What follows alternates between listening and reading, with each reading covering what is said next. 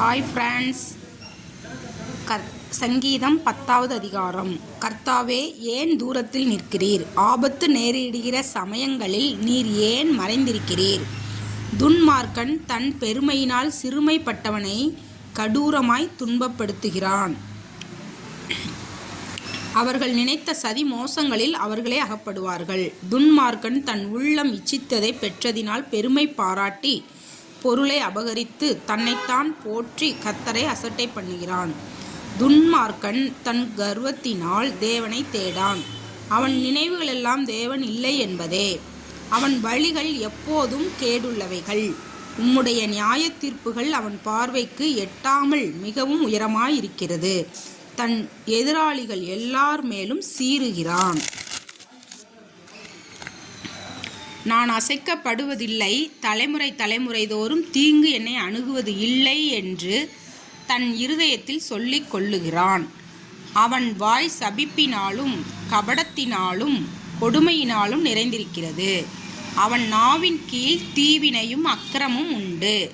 கிராமங்களில் ஒளி பீடங்களிலே பதிவிருந்து மறைவிடங்களிலே குற்றமற்றவனை கொல்லுகிறான்.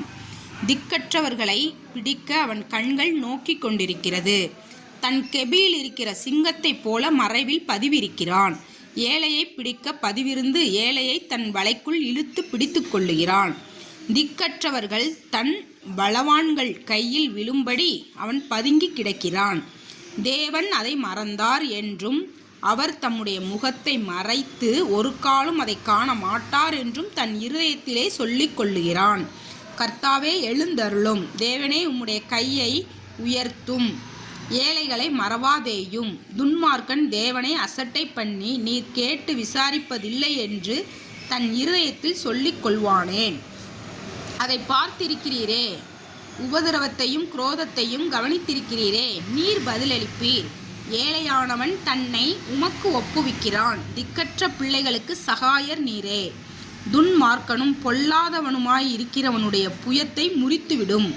அவனுடைய ஆகாமியம் காணாமற் போகுமட்டும் அதை தேடி விசாரியும். கர்த்தர் சதா காலங்களுக்கும் ராஜாவாய் இருக்கிறார். புற ஜாதியார் அவருடைய தேசத்திலிருந்து அழிந்து போவார்கள்.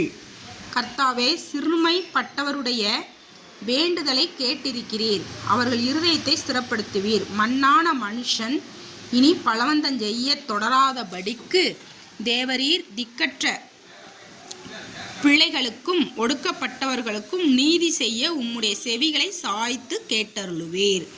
God bless you, my friends.